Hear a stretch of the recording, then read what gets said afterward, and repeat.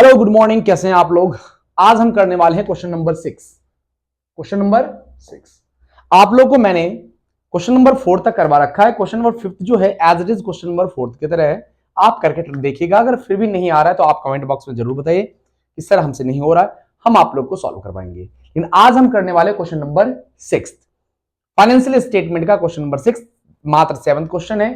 आज हम करने वाले हैं 6। चलिए शुरुआत करते हैं। क्वेश्चन क्या रखा है, Vrinda limited has furnished the following information. Vrinda limited के पास कुछ एक इंफॉर्मेशन है जिसके आधार पर आपको क्या करनी है बेटा, बैलेंस शीट तैयार करनी है। फर्स्ट क्या रखा है बेटा, 25,000 10% डिवेंचर ऑफ 100 ईच। जब भी आपको डिवेंचर दिख जाए इट मींस आपको समझ लेना है कि डिवेंचर किस में आता है बेटा, लॉन्ग टर्म बोरोइंग में। ठीक है। फिर है आपके पास बैंक लोन, जहां पर दिख जाए बैंक लोन अगर आफ्टर 5 ईयर कह रखा है ये भी आएगा बेटा लॉन्ग टर्म बोरोइंग में ही आएगा। राइट। अगर क्या होता है बेटा, लेस देन 1 ईयर होता है तो ये शॉर्ट टर्म बोरोइंग में आ जाता है। अदरवाइज हमें क्या करना है बेटा, 5 ईयर से ज्यादा में रिपेबल करना है, रीपेमेंट आफ्टर 5 ईयर करना है, तो ये कहां पर चल जाएगा बेटा, लॉन्ग टर्म बोरोइंग में चल जाएगा। फिर इंटरेस्ट ऑन डिवेंचर है, interest on debenture yet to be paid, इसका मतलब पे करना अभी बाकी है। पे करना अगर बाकी है तो पे कर देंगे, और इंटरेस्ट जो है बेटा वो हर साल पे किया जाता है। इसे नेक्स्ट ईयर के लिए मतलब साल भर से ज्यादा के लिए हम नहीं रख सकते हैं, तो नेक्स्ट हर साल पे करना पड़ता है, इसलिए ये किस में आ जाएगा बेटा, किस में आ जाएगा, अदर करंट लायबिलिटी में आ जाएगा। ठीक है, चलते हम क्वेश्चन शुरू करते हैं बेटा। फॉर्मेट, और यहां पर बना लेते हैं बेटा वर्किंग नोट का। वर्किंग नोट छोटा सा बनेगा, है ना। आइए, नोट टू अकाउंट जिसको कहते हैं बेटा, ये कौन सा है आपका, नोट टू अकाउंट, और ये है आपका बेटा बैलेंस शीट।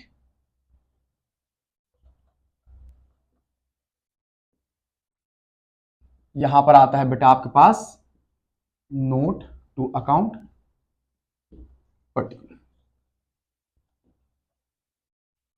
सबसे पहले यहां पर क्या बैलेंस शीट में लिखा जाता है बेटा, सबसे पहला जो लिखा जाता है वो है equity and liability. Equity and liability में सबसे पहला जो लिखा जाता है बेटा वो क्या है आपके पास, share holder fund. Share holder fund में बेटा याद रखना बेटा, शेयर होल्डर फंड से रिलेटेड कुछ है नहीं, फिर भी आप ट्राई करना कि शेयर होल्डर फंड का कम से कम क्या बेटा, शेयर कैपिटल,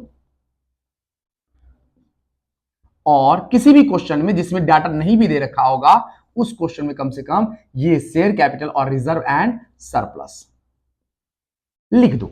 नंबर नहीं कटेंगे, ऐसी बात नहीं कि नहीं लिखोगे तो नंबर नहीं कटेंगे, कोई डाटा ही अवेलेबल नहीं है, लिख दोगे तो ये सही रहेगा। कि कोई भी कंपनी अगर कोई भी कंपनी चलती है तो उसका कुछ अपना शेयर होता ही होता है ना।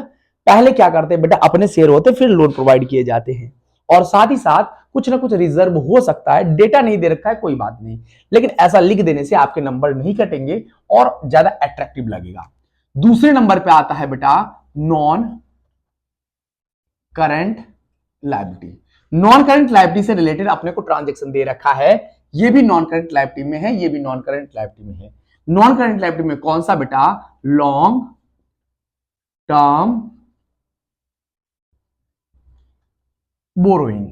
आपको क्या करना है यहां पर लॉन्ग टर्म बोरोइंग का एक क्या करना है, वर्किंग नोट बना लेना है। इसमें लिखना है बेटा 10% डिवेंचर, 10% डिवेंचर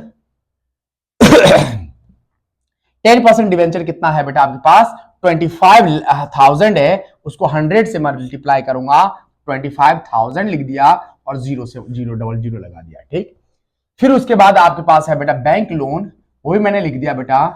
बैंक लोन कितना है बेटा, 10 लाख।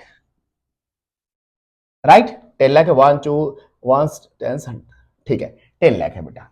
तो इन दोनों का टोटल जो आएगा बेटा वो कितना आएगा, 35 लाख आएगा।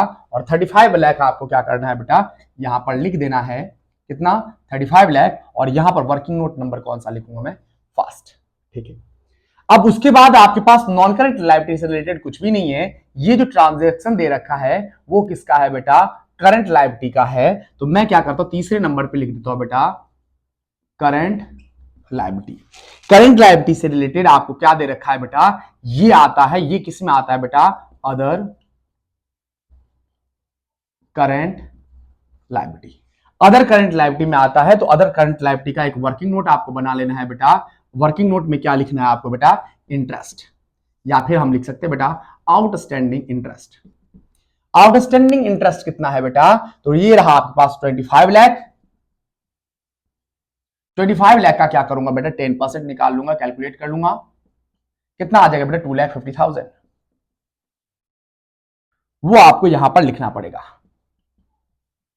ठीक है। अब 2,50,000 इंटरेस्ट आपको यहां पर लिखना पड़ेगा, बस खत्म, और कुछ नहीं करना है आपको। अगर आपके मन में क्वेश्चन आ रहा है सर बैंक लोन का इंटरेस्ट कहां पर, उसके बारे में कोई जानकारी नहीं दे रखा है बेटा, तो आपको शक्ति प्रदर्शन करने की आवश्यकता नहीं है, हो गया आपका कंप्लीट। अब यहां पर कई बच्चे पूछ सकते हैं कि सर यहां पर तो ना बैलेंस शीट मैच नहीं कर रहा है, तो बैलेंस शीट मैच नहीं कर रहा है तो बेटा क्या करें अपन, डाटा ही अवेलेबल नहीं है। जो डाटा है आपको, आपसे बस इतना कह रखा है कि आपको कुछ इंफॉर्मेशन मैंने दिया है और आप इसे क्या करो बेटा, बैलेंस शीट में रिप्रेजेंट करो, शो करो। आपने शो कर दिया, बस खत्म। अब उस बैलेंस शीट मैच करने का कोई लेना देना नहीं है, आपका आंसर होगा कंप्लीट। टोटल करने की आवश्यकता भी नहीं है, अगर आप टोटल करते हो तो वहां पर नंबर काट लेगा, काट सकता है वो, ठीक है, क्योंकि लायबिलिटी क्योंकि बहुत सारी चीजें अवेलेबल नहीं है, तो आप टोटल भी नहीं कर सकते, बस खत्म। अगर आप यहां पर टोटल लिख देते हो, इसका मतलब टोटल लायबिलिटी के साइड का टोटल इतना है, हो सकता है कि शेयर कैपिटल कुछ और हो, रिजर्व एंड सरप्लस कुछ और हो, तो जो अवेलेबल नहीं है तो वो तो मैंने लिखा नहीं है। अगर मैंने लिखा नहीं है तो ऑब्वियस सी बात है आप टोटल कैसे कर सकते हो, इसलिए आपको टोटल नहीं करना है। अगर आपको वीडियो समझ में आई हो तो प्लीज चैनल को सब्सक्राइब करें, बेल आइकन जरूर दबा दें। मिलते हैं अपन नेक्स्ट वीडियो के साथ, धन्यवाद।